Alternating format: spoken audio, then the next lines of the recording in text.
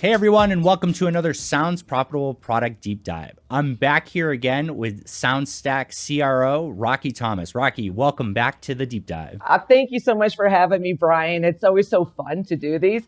And I have to thank you and Sounds Profitable and you and Tom for providing this platform to really educate the industry in a very transparent way. It's something that no other company or partner has ever done, and I really appreciate what you do for the industry. Thank you. It's really fun. It's really great because I'm passionate about these tools and I like playing around with them and seeing them and demoing them. And partners like yourself have great products that more people need to learn about, especially as we explore and grow this space. So thank you as well. We've had a chance to do a few deep dives so far, and they've been all really great. We'll link to all of them. You can click the card above to check that out. But we're going to dig into something new today. Rocky was telling me a little bit about it beforehand, and I assumed it was the inverse. So Rocky, I'm going to kick it over to you. Yeah. So a little bit about, SoundStack. We are an audio as a service company, so we work with lots of podcasters, but we also work with a lot of over-the-air broadcasters. We love all audio, and we're constantly trying to look at different ways of how we can use the different elements of our stack to really help out creators. So today we're going to be talking about, we're calling it leaning into the lean back listener. And it's actually different than what a lot of people usually think, but we're going to go ahead and go forward with this. But you know me, I always have a mission statement here, Brian. But we believe every podcast publisher should be using every distribution channel possible to promote their incredible content. And with that is, this is how we're able to go ahead and help out. Just as a little bit of a reminder, we're an audio as a service company. Just to give a little bit of a background, if people have not heard about SoundStack, we really play in three distinct pillars in the industry for podcasts, as well as linear audio, which is distribution. We have a very large CDN network that distributes just audio only. We also provide insights, including podcast certified insights, as well as monetization tools from programmatic marketplaces to connectors between those, as well as ad serving, as well in dynamic ad insertion. So a little bit there. I always like to do a quick historical primer because, I have been around for a while. Not going to get too much into these little squares here, but a lot of people don't understand that podcast has actually been around for a while. I think the first stab into the universe was, back in 2000, but really it was January 2006. I remember when it first started coming out, and I kind of eye rolled because it was an on-demand file, and we were already starting to play around with these in the early 2000s. But really, I have to give Apple credit by putting a consumer electronic device called an iPod around it. It really transformed the entire industry. But what I look at is that, elements of podcasting have changed. It's in 2012, was lucky enough to start doing the first podcast dynamic ad insertion while I was at AdsWiz. That's actually with WNYC. And it was really exciting to start seeing podcast publishers really start to monetize in areas that they couldn't, like on iTunes and other areas where in the past was always dependent on a client, whether that was an app or a web player or something like that. And then in 2016, I launched the first programmatic podcast ad exchange called Podwave. I would say still to this day, probably 5 years, a little bit too soon, but we are already starting to see these type of ad exchanges happening. Then in 2017, we got into the podcast measurement and guidelines. And it's really interesting because I get asked sometimes why the IAB is so focused on measurement. And it's really because of the elements of embedded ads. It was a way to have some sort of parity between measurement, between embedded ads, as well as dynamic ad insertion. Then all of a sudden, I would say in 2022, we've been seeing some huge innovations around the content, transcriptions and brand suitability and safety. And then also we're starting to see over-the-air broadcasters, those are, as we call OTA or AM/FM broadcasters, repurposing their content to broadcast to podcast. And we have our own product that we launched 2 years ago called Splice that really allows the linear guys to put this into a non-linear, consumable, time-shifted way. And we did a deep dive on Splice before. We walked through that before, and it's very cool. Broadcast to podcast makes a lot of sense because the like one and done nature of a broadcast and not being able to do anything with it, whether catch up listening or repurposing into a podcast or just keeping for like to do a recap show sometime in the future. Like there's so many reasons why you should be storing these things or doing more with them. So broadcast to podcast has been a huge hit. It's led to a lot of acquisitions recently, but I'm really excited to hear. First off, thank you for the history lesson on there. A lot of great points on there, and we'll get a link to this this entire PowerPoint in the episode description. But I'm really excited to hear what you want to talk about today with the podcast to broadcast, right? Yes, we're flipping the entire script. Absolutely. So, we feel the value proposition for audio publishers is really clear. You create amazing audio content and you want as many people possible to hear. So having an easy way to accommodate both linear and nonlinear listeners makes sense. Today, a lot of podcasts is living in the RSS feed, and this is definitely not a pitch to leave that. RSS is the IP, the intellectual property of a podcaster. It's their house. Yeah.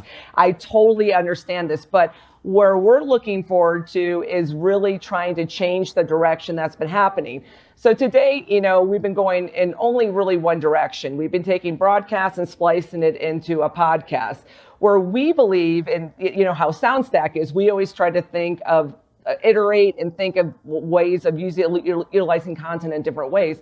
We started thinking about, well, what about the inverse? What if we started making podcasters more into a broadcast philosophy? A huge portion of the population, and I am one of those, I value a lean back experience. And when I say a lean back experience is, I really don't want to touch my phone when I'm driving. Yes, there are queuing, elements within, Google Podcasts, within Spotify, where I'm actually curating my playlist. But I'll be honest with you, Brian, I'm inherently lazy. I want to be fed. I want to have curation coming towards me. I want to hear great content, but I really don't want to have to work for it. And this is where we started thinking how we could use some of our other elements within SoundStack to really make this possible. Well, real quick on that, I want to just say you're so right on that, like the flow and the feel of it. Like I have 2 young kids, so when I play a podcast that's a podcast I like, and then it's done and I'm riding my bike or I'm out in the car and I can't touch my phone, it might jump to from like a kids podcast to a industry podcast to a Dungeons and Dragons podcast. And it's like, no, like you can't, even when you do set up the flow, it takes so much effort to curate for each environment you're in exactly what you want to listen to. It is. And, and so we asked within SoundStack, we love asking what if questions. What if, it's what if and why, why should we be doing this? But we started saying to ourselves, what if podcasters created a lean back experience? What if podcasters started to curate their content? And you brought this up about a year ago, Brian, and I've always thought about this is because I think about some challenges we have with implementing programmatic, type of trading within some podcast organizations. It's really that a lot of podcast organizations are missing a operations manager or a program director, what we used to call that in radio, where the program director was really in charge of, how the overall content is being presented, how many ad breaks you have within that content, really, owning the total sound of the content. That could even be sonic branding. And I'm glad to see that we're starting to see some of those positions start to happen within podcast networks or agencies, as they're called. But, we want to start thinking of how can we get podcasters to start thinking about how they can start curating their content. I'll tell you, my number one pain point with podcasts, and I've been a podcast listener for so many years, I don't want to have to go to Reddit to find out the best episodes of a podcast show. It's so true. It drives me crazy. I hear a really cool podcast show. It's like, wow, I probably would like that because I'm an econ girl. So I'm like, I probably like that econ show or the economics show. And I Google best episodes of whatever, Reddit comes right up. And I'm saying then, so now what I have to do is I have to go through all the Reddit threads, find a toggle between all of the little Chrome tabs to basically load my stuff up. And then, but then I'm only taking the best episodes from what other people think. And I think that the podcast networks probably know they're most popular because of download. They know. They definitely do because they republish them. Yes, they do, which I appreciate. Yeah. But we don't have, and you're right, there's no concept of that. Like I would kill to not only have like a trailer in Apple Podcasts and Spotify, but also like new to Sounds Profitable, here's 5 podcasts to start with, right? In order. I would absolutely be over the moon to be able to do something like this. And it sounds like this is what you're talking about here. Exactly. The publisher can really curate that experience. It is. And then we also start thinking about different ways to start packaging the content. So where say you are a larger podcast network that has different genres, it's like, all right, let's go ahead and make a finance channel. Let's go ahead and make a true crime channel. Let's start thinking about how we call it a clock or a clock wheel. How can we basically put together a clock, or how can we make this content that's going to be consumable for people who really want to go ahead and be interested in certain type of genres within podcasts? Yeah. And that's and then I'll tell you, a lot of buyers are going to like to buy into those types of vertical content because they know the type of listener they're most likely going to get by the content that they're listening to. And then there's also the notion of mixing music and podcasts. What's a little bit unique about us is that we have the ability to cover royalties and copyrights on our Live 365 platform. But also, I think that when I say mixed music and podcasts, people are like, well, isn't that just radio? Well, it is kind of. I mean, so people are still spending on radio. People are still listening to radio. Not a bad thing. And I think really the thing that I came across is I started thinking about RSS, and I'm like, wow. I feel the podcast publishers are kind of forgetting the true value of the last S, which is syndication. Yes, RSS is a way to basically, have a system fetch something for me and deliver it to me, whether it's, podcasts or any other type of content. But really what the syndication side of our business, and I have to give Norm over at Podcast One a little bit of a, he was onto something. I mean, he built Westwood One on a syndication model of repurposing audio content across an entire national network. And I think that as podcasters, they need to start thinking about their content in something that's valuable and you can repurpose in many different places. There's also some additional benefits to this.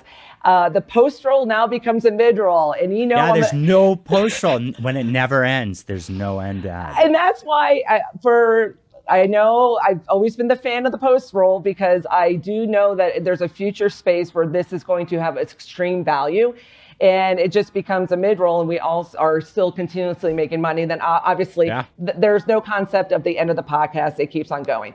So podcast to broadcast is here now, and this is through Live 365. Live 365, it's funny, Brian, because this is like a full circle of my life here. They're one of my very first clients with my very first ad insertion company back in 1999. Live 365 has been around since 99. SoundStack acquired the assets in 2017. It's a network of online radio broadcasters. We have over 4,000 broadcasters a day, ranging from everything from college stations to LPFMs to people who want to do a station on Wagnerian opera. I mean, you name it. It's like That's awesome.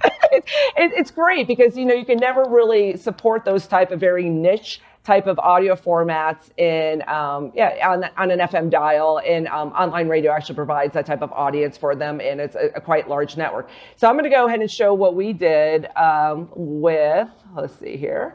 Well, I have a question for you. So radio is so foreign to me. Okay. And I'm digital first. That's where I cut my teeth on this, and mobile rich media, and moved into podcasting and all of that. When you say broadcast, what do you mean? I mean, are we talking, I can listen to this on my AM FM radio in my car? Is it a digital signal? Is it like a web radio? What does broadcast mean to SoundStack and Live 365? Absolutely. I think that's actually a really good industry question. we look at broadcast as one to many or linear. So that means that if I'm listening to a piece of podcast content and I decide to go ahead and listen to a station, it's what we call drop the needle. It doesn't start from the beginning. It's just like listening to an FM station. The only difference is that you're only going to be hearing the broadcast online. It's an online broadcast. What's exciting is that Live 365 has a lot of distribution partners, including iHeartRadio and TuneIn. And why that's important is that it's another way, because they have such a great inroads with the smart speaker elements. And the car manufacturers and all that. Yeah, both of those apps are on my car. So. You got it. And so we already have those partnerships through Live 365 already done. So this is another great way for podcasters to really extend their reach and their discoverability of their content. And really, the end of that, do I think what we're proposing here going to replace the RSS feed? Is it going to replace anything no, but I think it's a great way of expanding your brand, increasing discovery, and getting people who are going to subscribe either to like listen to your station more often, or are going to actually subscribe to your RSS feed so they can go ahead and receive that content in the way they want to. It's really it's repurposing the the podcast content in many different ways. So this is our first stab at it. It's smart. Yeah. But I think it's like today we're talking about taking a podcast and turning it into a YouTube video, right? Like, so you have to add an asset and you have to go over there. Like, that's a lot of lift. This seems kind of like less lift. I'm creating like a playlist. Like, everybody made a mixtape before, you know exactly how to accomplish that. And the same thing, like if I post assets on social media and all of those things, I'm putting assets out there that I'm hoping somebody comes across. When you think about it, like being in a car, let's say I'm in a rental car and I see it has TuneIn, it has iHeart, it has Spotify, it has all of those things on there and has the radio. Well, that means that like I could be in 3 out of the 4 options that someone could listen to. Now, granted, a lot of those interfaces aren't always the best. People who have access to them on their app are probably going to be more bought into them, but still it's audio content with no additional work needed other than organizing your order, available in another place where people listen to audio content. So instead of trying to push it into YouTube where people do listen sometimes, they definitely listen and tune in iHeart and maybe streaming on your website. Exactly. And that's where so this is our first iteration of this. Let me go ahead and get into the actual dashboard. Are you able to see that, Brian? I am. And now, so SoundStack is like a amalgamation of so many different pieces, right? There's the Live 365. There was, other aspects of the company that have all come together. And you guys have done a really great job here. If I were to be a client, is Live 365 a separate product or process that I go through? Or if I'm just a SoundStack client, is this available to me? Yeah, so we do have some SoundStack publishers who we call it the SoundStack enterprise side, where we have a lot of our, more of our enterprise services. And we also have our marketplace, as you know. And so sometimes they start out on our enterprise solution, and then they want to go ahead and put a relay, or they want to go ahead and work within Live 365 as again. So Live 365 is run as a kind of a separate company within SoundStack. We do share some of the team members within the team, but we do a lot. What we build, we try to make sure works across all of our different elements of our stack. So there is integration, and a lot of our publishers do work in both different environments. So yes. Very cool. Yeah. So this is the Live 365 dashboard. We're very fortunate that Pantheon Podcast, which is an awesome music network about podcasts. If you guys haven't listened, you got to check it out. If you're a music geek like I am, it's by far one of my favorite groups, a clustering of podcasts. And we started talking to them actually at Evolutions, and we're trying to figure out this whole notion of how we can extend out and increase discovery. And they've been really nice. We've been working through a couple of proof of concepts with them, and they allowed me to go ahead and play around with their content today, which thanks Peter over there. I'm really fortunate for this. So this is the dashboard. It gives you an overview. Of course, you're not going to be seeing a whole lot of TLH. I just went ahead and put this up, but this allows a podcaster who wants to start broadcasting to go ahead and put this in. But this is how we What went. is TLH? Total listening hours. I am so sorry. You're right. I'm speaking linear language to a podcast person. So this is a demo playlist that you've created on here to walk through all of it. Absolutely. And I'm seeing it right there. It's live. It's playing an episode, a 44-minute long episode. And then after, or it says 30 minutes ago, it's showing what's last played. There was a 2-minute ad break. Yes. Now, as I'm obsessed with ads, I have to ask you something. Might be jumping ahead here. Is that a streaming ad? How do we measure? How is that ad measured? The ad, it's dynamic ad insertion. So we're able to go and if you don't have any ads, which is we're running that through our marketplace, and then we do share the revenue back with the publisher. So it's another way for them to monetize. But is that sold as a streaming ad or like a podcast downloaded ad? That would be sold as a streaming ad. Yes. And if, let's say I put this playlist together here and my episode do I upload a new media asset to this, or can it pull from my RSS feed the specific media file?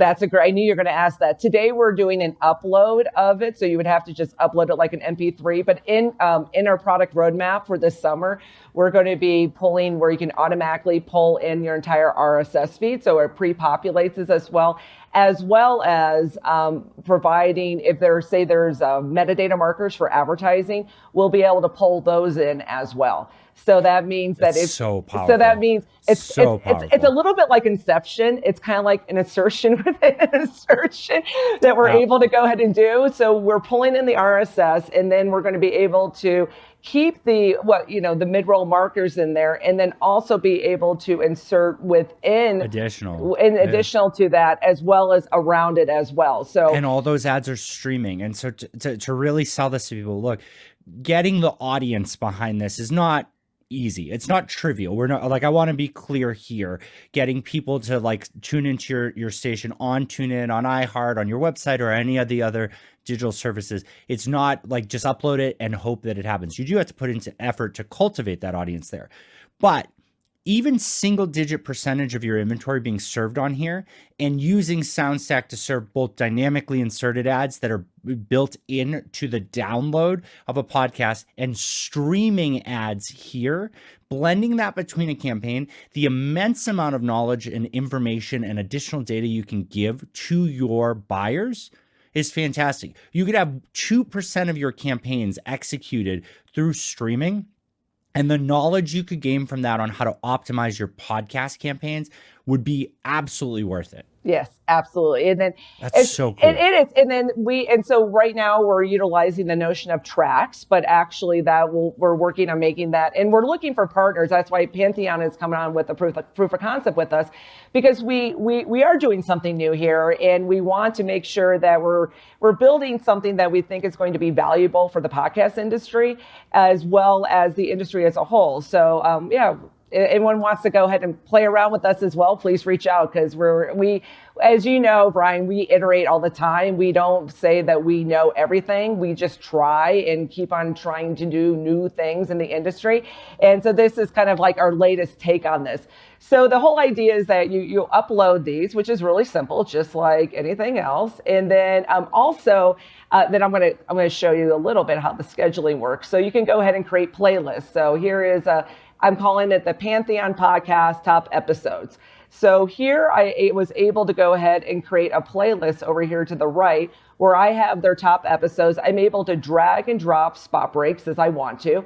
And then I'm basically creating a radio station. We also have the notion of where you can actually, schedule out an entire schedule for the whole week with bunch of podcast playlists, or you can just do what I'm doing right now, which is just auto DJ, meaning that I just want to go ahead and just randomly grab all my tracks that are in there and create it so I don't have to do anything. So I guess what I'm saying is that you can be as micro as you want to, or you can be as macro if you don't want to go ahead and do anything with it as well. Then also what I think is pretty cool is that we also provide ways for you to embed these players into your websites or social media or anything else. And there's a lot of different ways. We have small ones. It automatically makes it a small player if you want to put it into the right rail. We can go as big as extra large if you want to. So there's a lot of different ways we can do that. Then we also have a last played widget that's also embeddable into sites if you want to utilize that too. So that's actually, and like everything else, you know how we basically, roll. We always have analytics. We have real-time analytics, historical analytics here for your station, as well as when advertising is running through here, you can start seeing the impressions that you're starting to receive and be able to see real-time revenue as well, all within here. One thing that's really interesting that we're also kind of to speak towards a little bit of what's interesting about Pantheon, because they are a little bit unique, is they are a music-focused podcast network. And so, right now, they've been utilizing small snippets of the music because, within the Creative Commons license, because as we all know, there's been tons of panels at shows about utilizing copyrighted music within podcasts in a download fashion. We're actually, we're working with them as their, we call it a mixtape. So what this means is that we're able to incorporate a cue sheet. And now they're starting to reproduce some of their podcasts with full pieces of music. So that means that, and granted, this is only, it's probably more specific for a Pantheon type of podcaster that has, music within the podcast. That's what they're speaking about. But now we can actually allow Pantheon to put in the large, full-blown pieces of music to go ahead and listen to. And then we're able to go ahead through this cue sheet. We're able to cover the royalties and copyright obligations to the professional rights organizations like Sound Exchange, ASCAP, BMI, CSAC. We're also licensed in Canada as well as the UK. So you're fully covered from a copyright royalty obligation standpoint as well. This is so cool, and it's the type of thing that I'd be excited to play around with. First off, I want to ask, and I think I know the answer already. If, let's say, this is a new idea for so many people. If I was interested in just getting a playground environment to play around with it and find comfort with it and see if it's for me, is that something that SoundStack offers? Yes, we offer a full 7-day free trial of Live 365. So anybody can go in there and try this out for what we call non-copyright packages. So say, for instance, you don't have any music. Like I said, Pantheon's a little bit unique because they're such a music-focused, podcast network. But but there's a lot of those, and I think that's such a killer thing. And there's a lot of licensed content. There's comedy content that's licensed by these music directories too, and all of these things. There's so much value with all of this. And we actually just got coverage for those people as well. That's actually amazing. That's a different rights organization than your normal, Sound Exchange folks. And we also have GMR. So we actually we're very well versed in copyright licensing. I always say that we have 3 of the top 5 guys, besides David Oxenford, who work for us, who really know rights and when it comes to music. And then we also provide copyright royalty reporting for our publishers on the other side of the business. So we know, we know music rights really, really well. So this is kind of like the first. And so then when you go ahead and come over here, so this is what, like you can go ahead and hit play, and you can go ahead and start listening to it a minute. And this is what somebody would be hearing on the other side, and they'd be able to go ahead and start listening to the podcast content in a different way. Very cool. Yes. So it is different. It's new. I'm really hoping that people in the podcast industry, I will say it one more time, I know you guys love your RSS. I love it too. It's got to be a basic. Keep it. Come on. YouTube's not giving us any RSS stuff. And this isn't less data like YouTube becomes. This is more data. You still own it. You still own the distribution. In fact, this is, look, if all of podcasting could agree to move to streaming where we are today, I think it might be a healthy part for the industry. And I'm sure make your life easier on so many things. I know on mine, the standards and specifications of video lend themselves to streaming audio incredibly well and terribly to podcasting. Podcasting is a silo on that end. So exploring this is really exciting, and it gives people the opportunity to try something new. Yes. The cost structure, like, I don't want you to have to go too in the weeds on this here, but like, I don't understand how something like this works. I create a 24-hour playlist, or I schedule out all my content for a month. Without licensing, what does something like that cost? And then let's say that every show, or I want to add music in, like, I have no concept of how music licensing works. Yes. So what's really interesting is that you could create an entire radio station that's a mixture of podcast content as well as music if you wanted to really create an entire brand if you wanted to for your podcast network. And so also what's really interesting is that when you see all these tracks here, like the story of Fleetwood Mac, normally that's a music track, and we count every single performance on Live 365 because we have a royalty obligation to make sure creators are paid, are compensated. A lot of people in the industry, they try to get around not paying Sound Exchange, or they try to get around this. We're the only company at Live 365 that actually still provides this type of licensing, because we truly believe that we have got to make sure, whether it's podcasts, whether it's musicians, that we compensate creators, because if we don't subsidize the creators go away. The creators go away, we no longer have an industry. So it's expensive, but we believe truly in that. So what's interesting is that we will know like how many times the story of Fleetwood Mac was actually listened to somebody, because to us it's a performance. So we have awesome stats not only on the total listening hour side of consumption of your actual station. We actually also know how many times the story of Fleetwood Mac was actually consumed by a person. So it's a different way of looking at, it's not really podcasts, it's really content analytics. But we have two different ways that we can actually look at consumption, and that we're really looking forward to providing that type of feedback for the podcast publishers. So that's what I have today. It's I thank you for allowing me, Brian, and for having because we love the fact that we have a platform to kind of fill a safe space within the industry where we can share some of the what we call the beer drinking kind of ideas that we have, that we're able to really start to make into fruition, just because we have a lot of these elements already and how we can go and do this. But if I can do one message to the podcast people, is that please understand that your content has value, and that the value of your content needs to be shared, and not just in iTunes and not just in Spotify or any other place that you're going to put it, but really start thinking about ways that you can repackage your content in a way that's going to help discovery, and then hopefully also help you with revenue generation. It's such a smart idea. And the last thing I want to just touch on real quick is, I bet you TuneIn, iHeart, and all the other places that can receive this type of feed get less pitches from new feeds looking for promotion of their content than they do get pitches for podcasts looking to promote their content. This is an opportunity to take advantage of buying into somebody else's infrastructure in a way that is low lift for you and get something immense out of it, whether it's new audience that can convert, or even just listen to you there with better analytics than podcasting.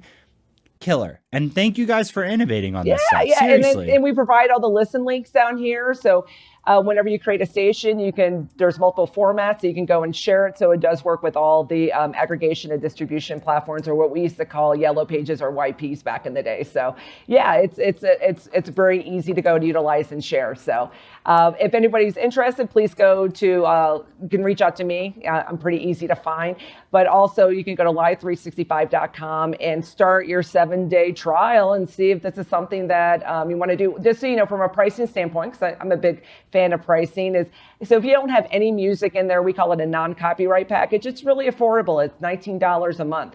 Our lowest package for if you do have music and there is some copyrights in there is $59 a month. So, and this just because we do pay a good, actually almost all of that is going to the creators and the music folks on the actual royalties and copyrights. So that's the major reason because of the larger jump on that. But so it's good. Incredibly cool. Rocky, thank you so much for joining me on this deep dive. If you want to learn more, check out soundstack.com. There'll be more links in the descriptions. Of course, check out all of the other product deep dives we've done with SoundStack, and stay tuned because we have more coming up soon with a special live one at Podcast Movement. So if you're there, definitely check it out. Rocky, thank you so much. Thank you, Brian.